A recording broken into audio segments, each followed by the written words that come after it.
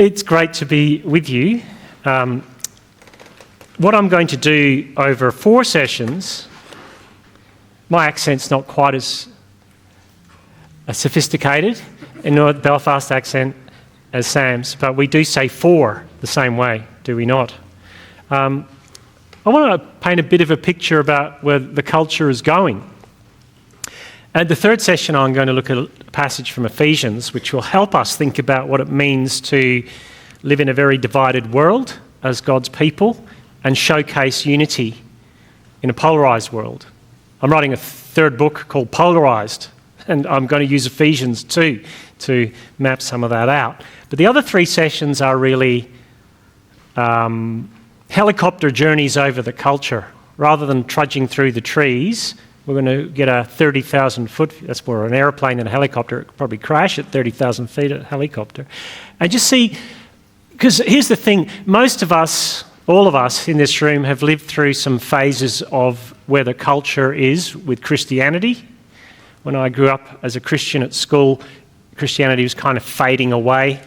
You were the people who were kind of lame, and it was fading away, and it's changed. Maybe not so much in regional areas, but certainly in the cities, but just in the wider culture itself. So that's what I'm going to do. And there'll be time to have some questions. Perhaps I'll do this session, and the 2nd session I'll stop at certain points, especially because it's the after lunch session, and there'll be a roving mic. What time do I have to Sharon? 12:40. Cool, that's good. So I'm going to pray first, and then I want to give us a picture. Where is it going? If we're in next phase Christians, where we know where we're going, we should, where's the culture going, and what are the opportunities for people like us to serve the gospel in this time? So let's pray. Father God, please give us the wisdom and insight we need as we explore what you're doing in your world. Sometimes we can't always see it, but we believe and trust in your providence, that you're doing your work and your sovereign goodness to bring the gospel to bear again in this land and around our world. In Jesus' name, amen.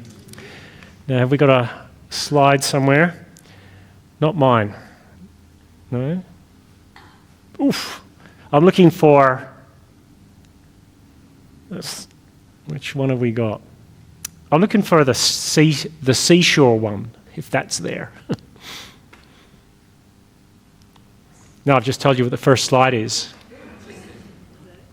That is it. That is in Ulverston, I think in the north of Tasmania. I spoke at the Christian Reformed Churches of Australia's youth camp up in near Launceston. And this was the beach, Taylor's Beach. Anyone been to Taylor's Beach? Yeah, amazing. You can run that seashore and walk it. I run, by the way, I just thought I'd tell you that. And I was speaking at this youth camp to these Dutch young people, and the 13-year-olds are all that height, you know, and if you ain't Dutch, you ain't much. And the tide was way out. And you could run for miles, or walk for miles, and it felt like, that's never coming back in. I could do this forever.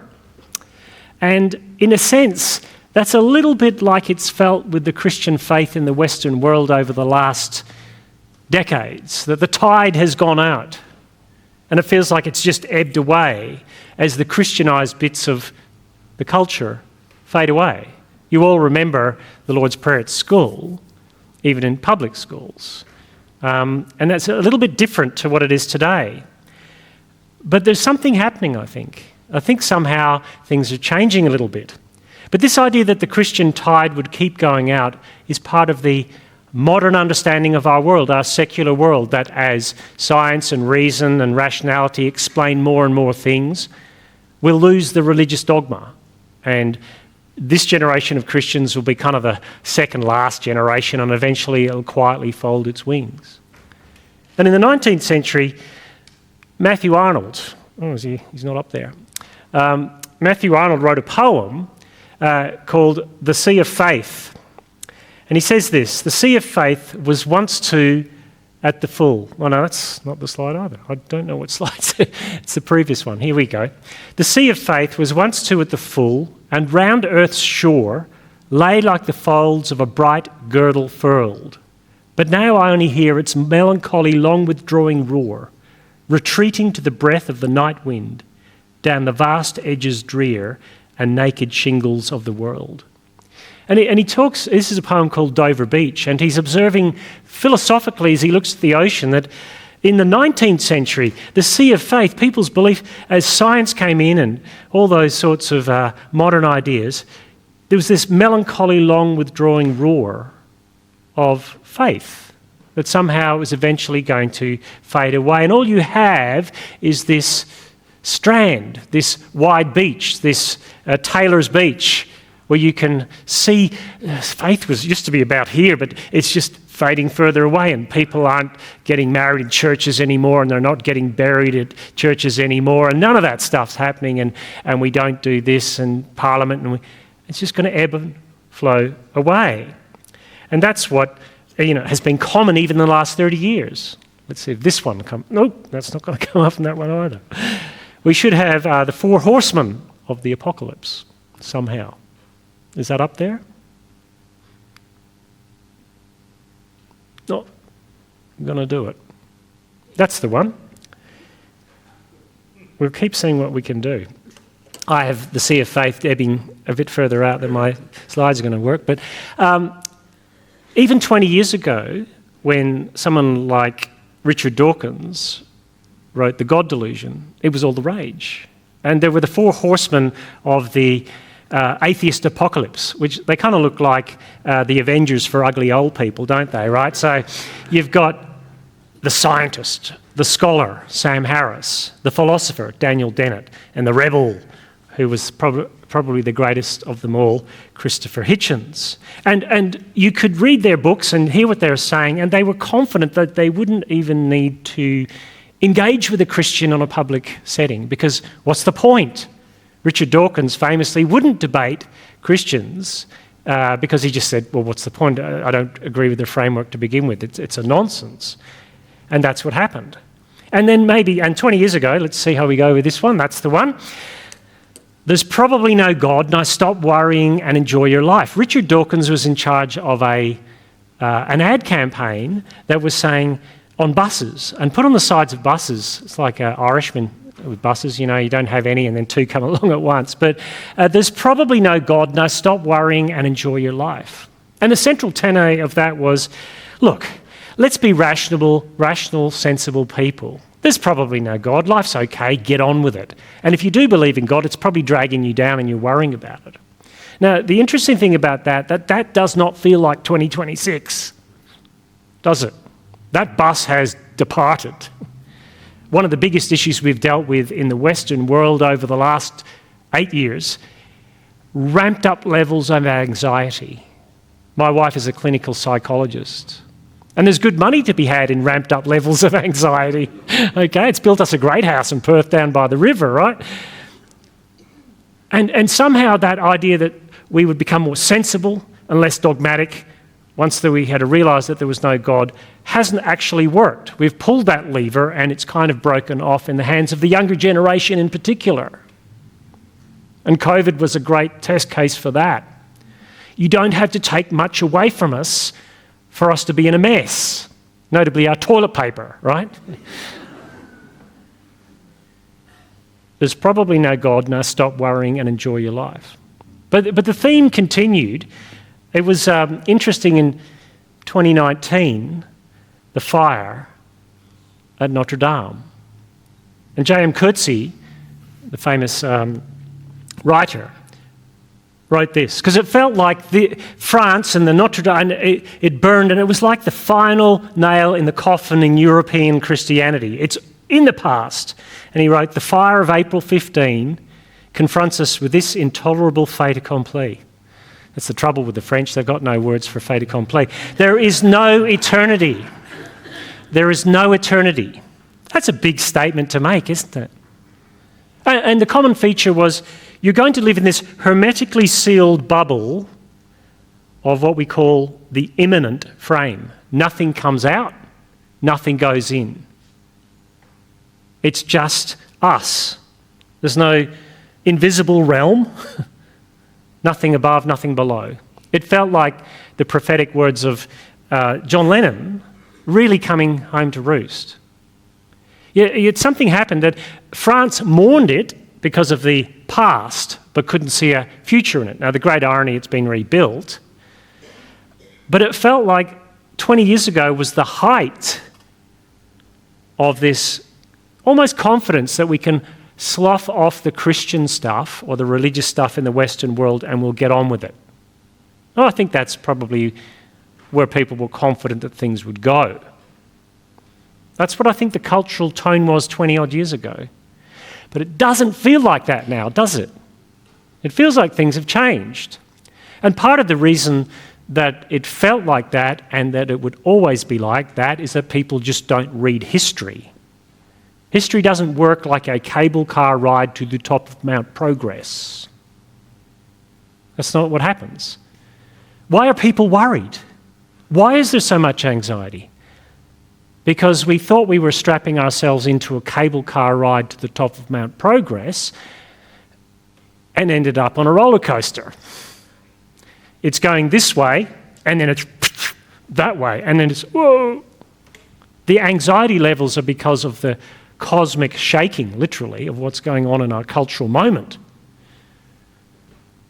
A prime minister comes and then goes. Those things aren't just happening in Australia. We have long swathes of prime ministership, then 7 or 8 in 20 years. They happen in the UK. They're happening across the West. There's churn.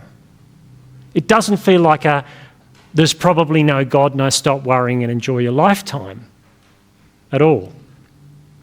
And the interesting thing is, where is it? If it comes up, nope. I don't know where that's gone. The next one is of the beach. Let's come back, wherever it is. Have we got it? That one. That's the same beach a few hours later. Tides go out, but they come back in. And I think part of the Christian decline story that we bought into was that we're just managing the long defeat. That somehow in the West, Dawkins and the other horsemen were right. That it's just shrinking and shrinking and shrinking and never come back.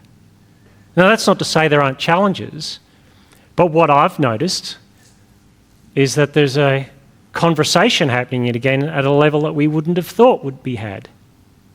That people are coming to church with a copy of Jordan Peterson under their arm and say, "What have you got next?" He's a gateway drug to for many people to Christianity, even though he's not a Christian himself. He believes frameworks of it, as does Tom Holland, not Spider-Man. When I say this in a room of people of 30, they're thinking, Spider-Man has stuff to say about Christianity? I do not know. But Tom Holland, the historian, who sort of circles Christianity as well. And Nick Cave, the singer, was speaking to Tom Holland. Nick Cave, the Australian enfant terrible of singing in the 70s and 80s, who's sort of become Christian. And Tom Holland says to him, he says to Tom Holland, are you a Christian? This is in a TV interview, and he goes, well, all the spiritual experiences I've had, the ones I've had that are Christianised seem the most real. And Nick Cave just gave him that sort of vampire look that he has and says, but you have to believe in the resurrection to be a Christian, don't you? And he goes, you know. Something's happening in our culture that those kind of conversations happen in the media, where our artists, and Sam and I were talking about that, sing songs that tens of thousands of people are singing at the stadium that they don't even realise that they're Christian lyrics.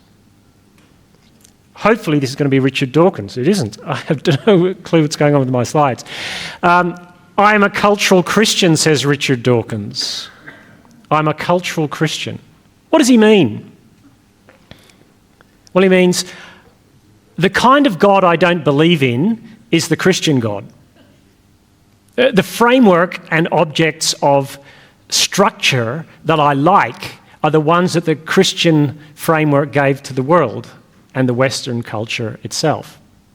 If I'm going to rail against God, it's generally going to be the Christian one.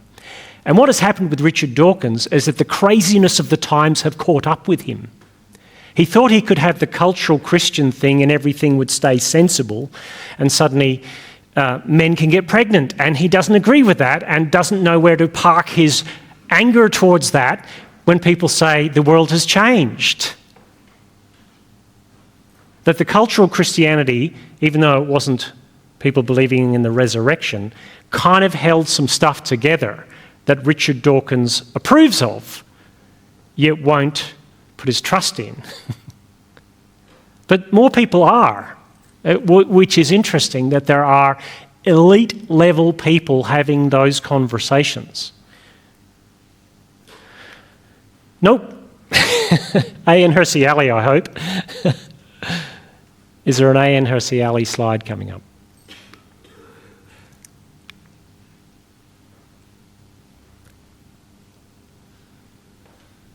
Ooh. No? We haven't got it. That's okay. I'll explain who A.N. Hersey Alley is. She's a sub-Saharan African Christian. That should tell you which slide it will be, I reckon. And she was the honorary fifth horsewoman of the atheist apocalypse. And then she started to say, and she used to be Muslim, and then she started to wonder, what is going on in life? I look around the world and it doesn't make sense. And she started going to church. And you know something had happened because she said the vicar started to make sense. And only a converted person could ever believe the vicar could start to make sense, right? And what A.N. Hersey Alley said was she realised she started to explore Christianity because she thought there was a problem with the world. And as she explored it, she realised there was a problem with her. And I think that's kind of in the cultural moment we're in, that a lot of people are asking a lot of questions about what's wrong with the world. And they're great entry points for conversations, because eventually those conversations come around to, I might be part of the problem. It's one thing to have an admiration for cultural Christianity because it can solve some of the problems of the world. But it's another thing to have a conviction about the truth of Jesus' resurrections because there's something wrong with me. But I actually think we're in that kind of moment. I think we're in a place where people are starting to ask serious questions. And one of the concerns I have is that a whole bunch of people will line up to do the Christian thing because it solves some of their problems and it doesn't necessarily need to be true. It works. But we don't believe that, right? If Jesus didn't rise from the dead, we're the most miserable of people. It doesn't work. If Jesus didn't rise from the dead, the first century Christians wouldn't be first century Christians. It would have dissipated. I'm going to see if we're going to get Ross do that. Nope, we haven't got Ross do that either. I don't know, my slides must have been the wrong set. But Ross do that, no, it's not him either, writes for the New York Times. And he said this: it's one thing to get non-believers to offer kind words for cultural Christianity or endorse the sociological utility of church-going. The challenge is to go further, to persuade anxious moderns that religion is more than merely pragmatically useful, more than just a wistful hope, that a religious framework actually makes much more sense of reality than the allegedly hard-headed materialist alternative. And so what you've got in our cultural moment is people saying, maybe there's something more to it. Churches are suddenly finding people sidling in and going, tell me something. And tell me something, and I don't care if it's weird. Maybe we'll just go without my slides for this. I don't care if it's weird, because it couldn't be any weirder than anything else everyone believes out there. One of the things we did over the last 5 decades, to probably our shame, is we tried to dial down the weirdness of Christianity to make it acceptable. Let me give you an example. Remember Q&A on the ABC? And you heard, a Christian is going to be on Q&A. And that is where you got to your knees in prayer. Because you said, Lord, I haven't cracked the spine of my Bible all week, and I've left undone the things I ought to have done. Please make it a sensible Christian. Right? And you have a picture in your mind of who's the sensible Christian who should be on Q&A, and you have a picture of the one you never want to see on Q&A. But the goal was so that when you sit there with those other people, you can all say, we're all in this together, we all have the same view, we're all heading roughly in the cable car to the top of a better society. And we're not. We have a completely different framework. And in one sense, you want the weirdness to poke through at that stage, because that's the thing we've got that's interesting about Christianity. I really believe that Jesus rose from the dead, that there's a heaven above and a place of the dead below, and there's an earth in the middle, and things leak between them. Invisible things. Because if you don't believe that, what's the point? And I think in one sense, it's worth weirding it up a little bit. And I don't mean to be spooky, but just lean into the fact that this is something bigger than us, older than us, with more mystery than we are capable of knowing. And I've found that young people are more attracted to that. You know what I have, the problem I've had with some sort of evangelical young people who are sort of on the fringe of the church? They end up in the Roman Catholic Church or Eastern Orthodoxy.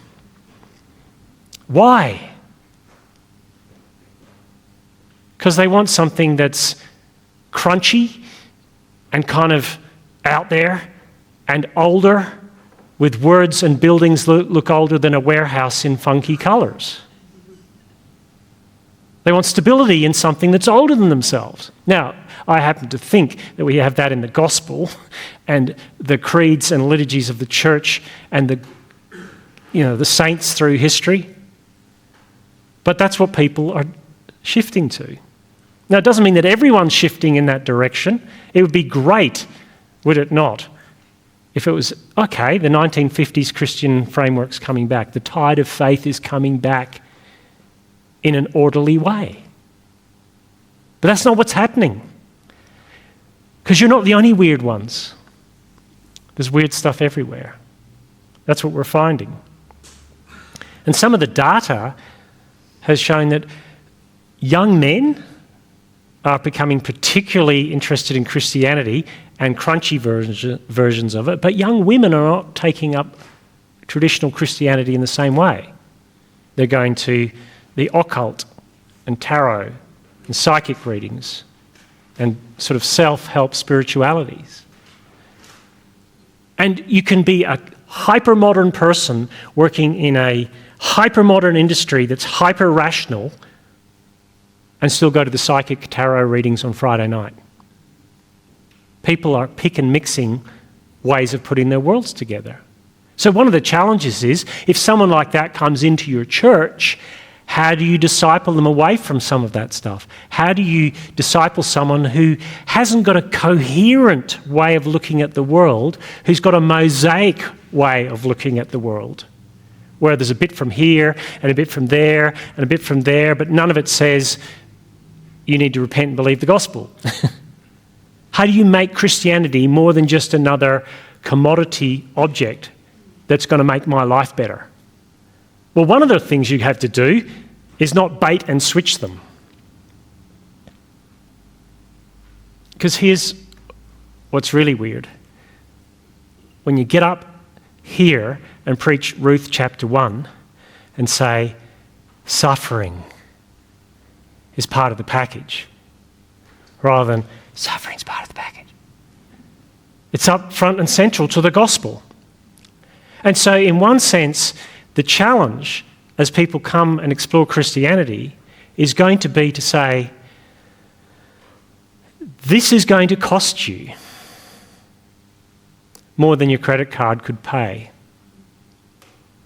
Everyone has to come with a blank check to Jesus and hand it to him. And the biggest blank check at the moment, the biggest cost for people is around, and we'll look at it in the second session, the understanding of what it means to be human. What's this stuff? Who gets to decide what I do with this stuff? The body. If the early centuries were discussing the deity or otherwise of Jesus, and then the 1600s, 1500s and 1600s had questions about how you get saved, the biggest tension point in the modern setting is, what does it mean to be human? What is a human for? And who is a human for? All to do with body and ethics. And it's not that that's what you have to concentrate only on when you're in church. But 40 years ago, if the question people might ask you to see if you were an upstanding citizen in the secular world was, do you believe in dinosaurs? To see where you were at scientifically. Now we are the dinosaurs, right? You know, that's the thing. But the question isn't that now. The question is, do you think it's okay that I live how I like to sexually? Don't you hate gay people? Those are all the questions.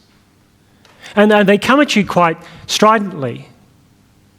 And part of the reason they come at you stridently is because it's no longer a Christianized, the things have gone out. It's not the same understanding of what it means to be human that we had even by default 50 years ago. Things have moved on. But at the same time that there's this deep certainty, you Christians are wrong and we've got this right and you need to, line up, there's a deep lack of certainty about what life's about. Now, I don't have a slide for him, but this is how the poem goes on by Matthew Arnold. Because he sees this sand. And he says this in the next stanza. Our love, let us be true to one another. For the world which seems to lie before us like a land of dreams, so various, so beautiful, so new, hath really neither joy nor love nor light, nor certitude nor peace nor help for pain.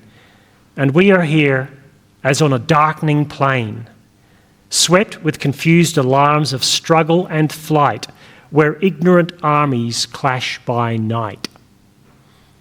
Sounds like a lot of joy, doesn't it? Struggle, alarm, flight, armies, night, clashing. Sounds like the modern world.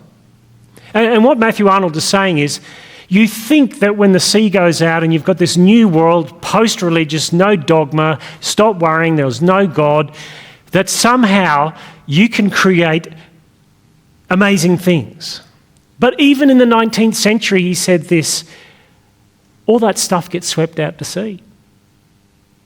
There's no peace or joy or love or light in this rootless world in which the sea strand has been swept clean of everything beautiful. And what we're experiencing in our world is the ugliness of a world where even the Christian structure has been pulled away. So he got a lot right. But here's what he didn't see. See, his poem is about looking to his love and saying, let us be true to who? One another. He got that wrong. Who are you supposed to be true to today? Yourself. True to you.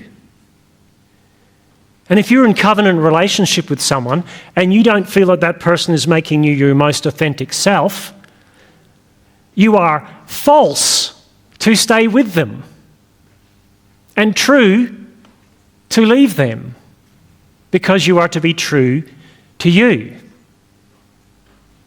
And so what we have in the West is an atomized, isolated, individuated bunch of people trying to be their authentic selves before a watching world on Instagram. Be true to yourself, but everyone's watching to judge you. I had the slide up before, but there was a revival, it was called that at Asbury University, which is a Wesleyan university in the States. It seemed like that dome that closed us off was broken and something came through. And this is what a young bloke said. Imagine that, like me, you grew up in a hurricane blitz of secularism that systematically dismantled your belief in the unseen. In other words, there's nothing outside the seen realm. Even if a miracle should happen, you'd probably be too sensible or cynical to believe it. Before you hit puberty, rampant individualism forcefully placed you in a cage like a circus animal and handed you an iPhone so you could pretend you're not lonely. You use the phone and sometimes it works. And that's the modern world. That's the tension people are feeling. That there's nothing out there, and I have the great joy and the horrible responsibility of creating myself. And the weight of that responsibility crushes people. And that's the situation we find ourselves in. And what we're seeing is a return often to many versions of Christianity that are what I call full-fat faith. This is an article in the Times. Full-fat faith, the young Christian converts filling our churches. When I was young, I did not anticipate that anything like this would happen. And I'll tell you, 5 years ago, I wasn't sure that anything like this would happen. James Marriott, writing in the Times, is a young man himself, said that he went down to, this is why he wrote the article and has done some research on it. He took his dog for a walk on a Sunday night past his little Anglican church down by the river somewhere leafy where he lives in London. And he opened the door and it was full of young people praising God. He goes, what's going on? Aren't you supposed to be secular? And they weren't. And he said, against all my thoughts, I had assumed that the only way Christianity will survive is by dialing down the weird. Of course, Jesus didn't rise from the dead. We can't believe that. Of course, miracles don't happen. Of course, this isn't how you... But you go to those churches where they don't believe it, and you say, the rector's standing there smoking a cigarette waiting for people to turn up, right? Because no one's turning up. The places that are full are full-fat faith, not skim milk. And so that's, I think, what we have to lean into, that when people come here, we're saying, this is who we are unapologetically. And I'll tell you, as you get older, and I speak to people even here today, the difference in your life among your peers who aren't Christian is huge. The thing that I've noticed about older Christians that's absent from older non-Christians is joy. Now, of course, there's some curmudgeonly church ladies somewhere, I'm sure, but they're not here today. But the joy of the gospel, that this next phase, even the next phase after that, isn't the last phase. And I think that's what I want to see, that your generation is able to model that to younger generations in your church and show them how to live lives over the next 40 years and explain to them what it was like. Because they want to see that they look at you and go, is this thing livable? Will this carry me? One of the questions, one of the ways it was framed, I think in our apologetics, was if I could show you that it was true, you might think it's good and therefore it's livable. Nowadays it's flipped around. Is it livable? Could I imagine the rest of my life putting aside my desire to serve myself only and my own body? And if I could, maybe it's good. And if it's good, maybe it's true. Our apologetics is kind of flipped around a little bit like that. And I think part of the issue is to say, I want you to come and I want to show you how this Christian thing fits together. Because we've assumed for a long time that people know that there are 66 books when they don't even know that there's 2 Testaments anymore. They're so far removed from it.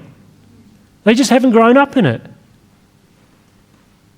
It's just the way it is. And the next census data is in August, right? 2 censuses ago, or censuses? Bad of your sensei. In 2016, the No Religion campaign was highly successful. And the slogan was, not religious anymore, tick no religion, on the census in 2016. And it's a great thing. It didn't say not religious. It said not religious anymore. Remember that time you were religious? And you had to sit in itchy pants in a cold brick building, and you don't have to do that anymore and still be a good Aussie. 900,000 extra people ticked it. And in 2021, another 900,000. 1.8 million Australians ticked no religion, above what they had in 2011. So it feels funny that churches, people are coming, but 1.8, what do you think is going to happen in 2026? I predict another 900,000. That seems to be the opposite of what I'm saying, but here's what it is. It isn't you. It's just the nominal stuff draining away. It's not like, well, I was at church last week, we were singing praises, I was teaching the kids in Sunday school and one of them kicked me, that's it, I'm done, I know religion. It wasn't you. It was just Harold sitting at the table with the computer or the paper census going, hey, Madge. And she goes, what? Because by that age, 90% of marriage is just shouting what to the next room, right? And what religion are we? Calathumpian. And she said, but they never went to the Calathumpian church. And just the next census, they just didn't tick anything. And it feels like the tide went way, way out. And it cleared the nominalism. But as it comes back in, it's going to come back in a bit differently. It's not going to bring that back. I don't want nominalism back. I want the gospel back. I think that's part of the issue. And one of the other issues, I think, if we've got one of the waves coming in on the beach, that would be great. Not with the really big waves coming in on the beach. Let's look for a tsunami, that one. That is actually the tsunami in the Boxing Day tsunami. They all survived, by the way. Otherwise, I wouldn't have that photo up there. I'm not that macabre. But the tide was coming back in, and the waves were coming back in, and then they realised it's not a tide. It's a big, broiling mess of water carrying devastating flotsam and jetsam. And that's why we're not just seeing the return of Christianity. We're seeing every spiritual view under the sun. In New York, the New York Times reported it, one of the biggest requests for the Catholic Church in New York was for an exorcist by young people who'd gotten themselves messed up in stuff that they couldn't control. There are no guardrails to spirituality anymore that Christianity gave for so many centuries in the West. Do this, don't go near that, make sure you... It's just like, what gives me what I want? And here's the thing about Satan and his hordes, they'll do that. They'll give you what you want and then destroy you. Ross Douthat again says, does the future belong to the secular progressivism of an ageing West? I don't think so. The supernaturalist Christianity of a youthful Africa? Probably. Or he says, to the collision of both with some sort of emergent post-Christian spirituality, the rise of techno-religion or pagan magic. I think that's what we're getting. Techno-religion? Anyone? Transhumanism? Uploading you to the cloud? In a world of terrible events and terrible things happening to your body, why don't we just take you away from that body to somewhere that will protect you? Sort of a quasi-heaven without an embodied experience. If you don't think that's where we're going, just go read some of the stuff around Southern California and the tech bros. That's their hope. To loose us from these surly bonds of the body. Transgender is just a stepping stone to transhuman. How can I manipulate this to get what I want? I think Duthart's right. What's coming back isn't just a tide of orderly water coming back spiritually. It's a mess. And it's going to chew people up and spit them out.